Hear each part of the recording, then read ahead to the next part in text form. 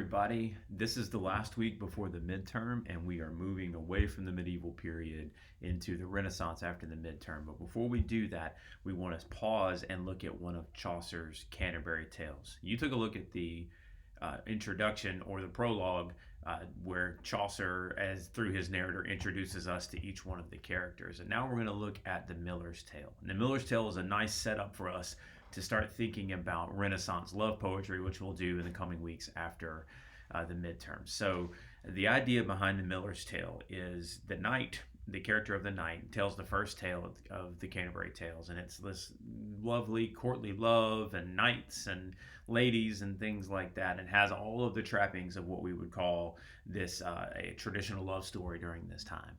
And the miller, who's not supposed to go yet, steps in and says, yeah, I'm gonna challenge that. And the miller's drunk, and he stays drunk, but his tale reflects that, where he more or less challenges the idea of courtly love through satire, and it's a really interesting look at the ideals of courtly love, but also how Chaucer is going to push against those ideals and say this is some lived-in experience here, and you get the feeling that whereas the knight might be telling an ideal life, the miller might be telling an authentic life, the one where he just says, hey, these are the types of things that happen. Now, it is not intended to be taken as a direct fact. It is satire. It is an attempt at humor to try to press at a bigger idea. So keep that in mind as you move through these specific topics. We're also going to talk about,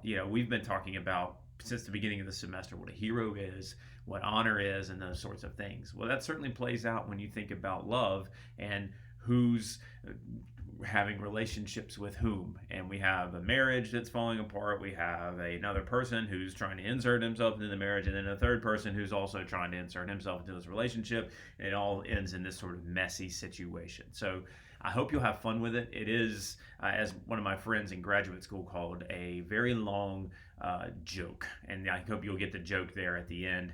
But it is a fascinating look, because if everything we've read at this point has been that idealistic side, now we're looking at one that by comedy is challenging some of those ideals that perhaps we hold on to pretty dearly. So you'll enjoy the text, I think, and you'll enjoy writing about it. Now, as we move into the midterm next week, just want to give you a heads up as to what you can be doing to prepare.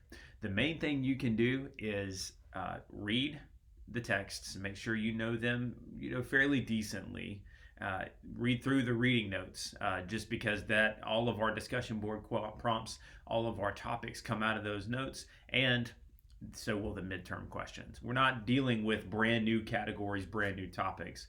We're dealing with the same text and the same general principles. The difference is I'm going to ask you to put them into conversation with each other. So whereas with a discussion board post you tend to deal with one text, this time you're going to deal with multiple texts, two texts at least, and say, here's how this text develops this idea, here's how this text develops idea, here's some similarities and differences, and all in the idea of thinking of how we're defining a concept like heroism or honor or something along those lines. So that's what you need to prepare to do. Get your minds thinking along those tracks. And if you want to, take a look at the previous discussion board assignments, and they will give you some information about how you can do the topics that we're going to be discussing in the midterm. If you have some outstanding work prior to the midterm, some stuff that you owe me, go ahead and get it in this week so that we can get everything caught up. You want to try to get everything let the midterm be this good stopping point, so that as we transition to the Renaissance and as we look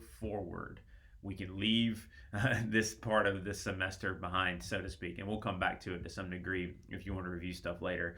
But really, the way that the course is designed is that you have the front section, which handles all of the medieval period, and then the back section, which is Renaissance and later. So if you have any questions throughout the week, please give me a call. You can always reach me, cmoody@aum.edu. I said give me a call, but that gave you an email address because it's Monday morning. But yeah, shoot me an email. I'll get back with you as soon as possible, and I can help out in any way that you need. So look forward to reading your work, and please let me know if you have any questions or concerns. Thank you.